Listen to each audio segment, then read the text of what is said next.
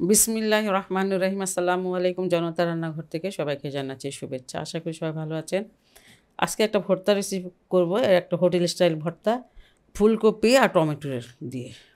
এখানে আমি প্রায় অর্ধেকটা ফুলকপি নিয়েছি, এভাবে কেটে কেটে নিয়েছি।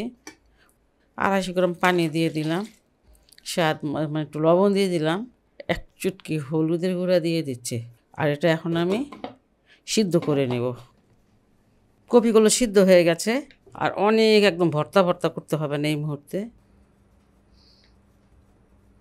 এখানে কটা মরিচ দিয়ে দিলাম, আর দিয়ে দিচ্ছি বেশ কয়েকটা রসুন, একটা আস্ত রসুন। এটা ভেজে নেব।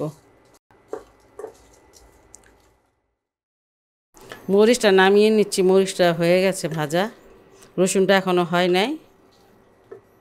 এখানে আমি কিছুটা তেল দিয়ে দিচ্ছি, এটা সরিষার তেল। এখানে এই যে কপিগুলো দিয়ে দিব, কপিগুলো শুধু করে ভেজে নিব। এখানে 4টা টমেটো নিয়েছি এই সাইজের, সেটাও ভেজে নিব। একটু ঢেকে দিচ্ছি, টমেটোগুলো একটু শক্ত তো। একটা দিক হয়ে গেছে, আমি এখন উল্টিয়ে দিচ্ছি, উল্টে পাল্টে ভালো করে ভেজে নেবে। উল্টে পাল্টে ভালো করে ভেজে নিতে হবে। দেখেন এই যে বাদামি কালারটা আসবে, এমন কালার হলে উল্টায় নিবে। এই দেখেন গরমটাই আমি ধরতেছি। টমেটো একটু চেপে চেপে ভাজবেন, যাতে এটার ভিতরে যে পানি থাকে সেটা যাতে বাইরে হয়ে যায়।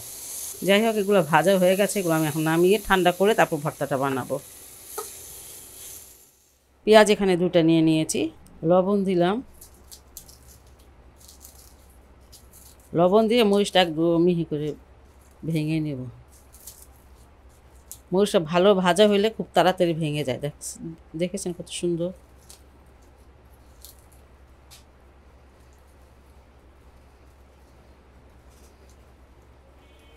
রসুনগুলো দিয়ে দিচ্ছি।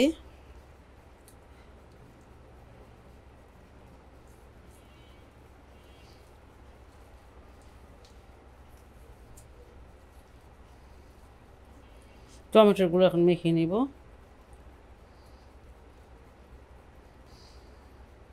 ছোটো টমেটো দিকে আমি 4টা দিয়েছি, আর যদি বড় হয় তাহলে 2টা দিলেই হবে।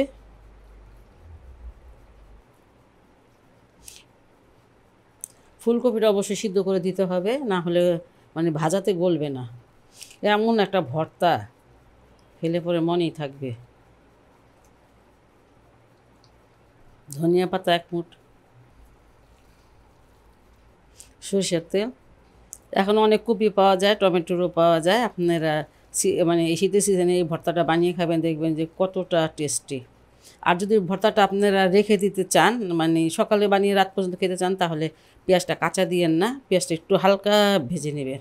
সবাই ভালো থাকুন, সুস্থ থাকুন, নিরাপদে থাকুন, এই দোয়া করে। আল্লাহ হাফেজ।